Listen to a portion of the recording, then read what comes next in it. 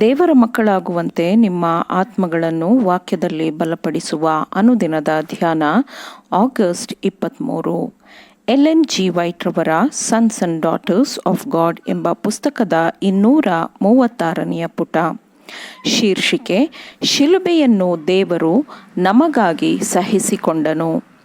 ಈ ದಿನದ ಸತ್ಯವೇದದ ವಾಕ್ಯ: ಹೀಗೆ ಆತನು ಆಕಾರದಲ್ಲಿ ಮನುಷ್ಯನಾಗಿ ಕಾಣಿಸಿಕೊಂಡಿದ್ದಾಗ ತನ್ನನ್ನು ತಗ್ಗಿಸಿಕೊಂಡು ಮರಣವನ್ನು, ಅಂದರೆ ಶಿಲುಬೆಯ ಮರಣವನ್ನಾದರೂ ಹೊಂದುವಷ್ಟು ವಿಧೇಯನಾದನು.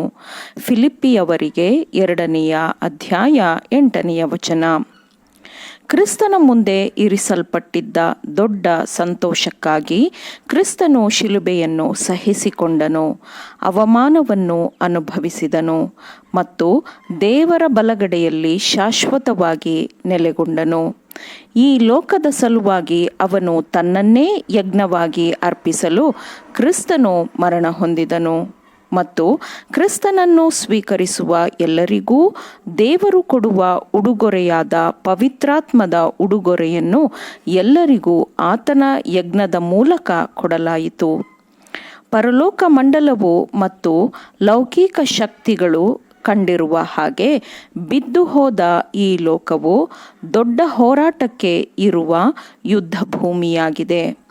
ಒಳ್ಳೆಯದು ಮತ್ತು ಕೆಟ್ಟದ್ದರ ನಡುವೆ, ಪರಲೋಕ ಮತ್ತು ನರಕದ ನಡುವಿನ ಮಹಾ ಹೋರಾಟವು ನಡೆಯುವ ರಂಗಮಂದಿರವಾಗಿ ಈ ಭೂಮಿಯನ್ನು ನೇಮಿಸಲಾಗಿದೆ. ಈ ಹೋರಾಟದಲ್ಲಿ, ಸಂಘರ್ಷದಲ್ಲಿ ಪ್ರತಿಯೊಬ್ಬ ಮನುಷ್ಯನೂ ಪಾತ್ರವಹಿಸುತ್ತಾನೆ. ತಟಸ್ಥ ನೆಲೆಯಲ್ಲಿ ಯಾರೂ ನಿಲ್ಲಲು ಸಾಧ್ಯವಿಲ್ಲ. ಈ ಲೋಕದ ವಿಮೋಚಕನನ್ನು ಮನುಷ್ಯರು ಒಪ್ಪಿಕೊಳ್ಳಬೇಕು, ಇಲ್ಲವೇ ತಿರಸ್ಕರಿಸಬೇಕು. ಕ್ರಿಸ್ತನ ವಿರುದ್ಧವಾಗಿ ಅಥವಾ ಕ್ರಿಸ್ತನ ಪರವಾಗಿ ಎಲ್ಲರೂ ಸಾಕ್ಷಿಗಳೇ ಆಗಿದ್ದಾರೆ. ತನ್ನ ಧ್ವಜದಡಿಯಲ್ಲಿ ನಿಲ್ಲಲು ಬಯಸುವವರಿಗೆ ನಿಷ್ಠಾವಂತ ಸೈನಿಕರಾಗಿ ತನ್ನೊಂದಿಗೆ ಹೋರಾಟದಲ್ಲಿ ತೊಡಗಿಸಿಕೊಳ್ಳಲು ಕ್ರಿಸ್ತನು ಕರೆ ಕೊಡುತ್ತಾನೆ. ಅವರು ಜೀವದ ಕಿರೀಟವನ್ನು ಹೊಂದಿಕೊಳ್ಳಬೇಕು ಎಂದು ಕ್ರಿಸ್ತನು ಹೀಗೆ ಕರೆ ಕೊಡುತ್ತಾನೆ. ಅವರನ್ನು ದೇವರು ತನ್ನ ಪುತ್ರರು ಮತ್ತು ಪುತ್ರಿಯರು ಎಂದು ದತ್ತು ಪಡೆದುಕೊಂಡಿದ್ದಾನೆ. ಸತ್ಯದ ನಿಮಿತ್ತ, ಸತ್ಯದ ಪರವಾಗಿ ಕ್ರಿಸ್ತನ ಅವಮಾನ ಮತ್ತು ಕ್ರಿಸ್ತನ ಸಂಕಟದಲ್ಲಿ ಪಾಲ್ಗೊಳ್ಳುವವರಿಗೆ ಪರಲೋಕ ರಾಜ್ಯದಲ್ಲಿ ದೊಡ್ಡ ಪ್ರತಿಫಲವು ದೊರೆಯುತ್ತದೆ ಎಂಬ ಭರವಸೆಯನ್ನು ಕ್ರಿಸ್ತನು ಅವರಿಗೆ ಬಿಟ್ಟು ಹೋಗಿದ್ದಾನೆ. ಪ್ರತಿಯೊಂದು ಲೌಕಿಕ ಮತ್ತು ಯಾತನೆಯ ನರಕಮಯ ಶಕ್ತಿಯನ್ನು ಕಲ್ವಾರಿಯ ಶಿಲುಬೆಯು ಸವಾಲು ಮಾಡುತ್ತದೆ ಮತ್ತು ಅವುಗಳನ್ನು ಅದು ಅಂತಿಮವಾಗಿ ಸೋಲಿಸುತ್ತದೆ.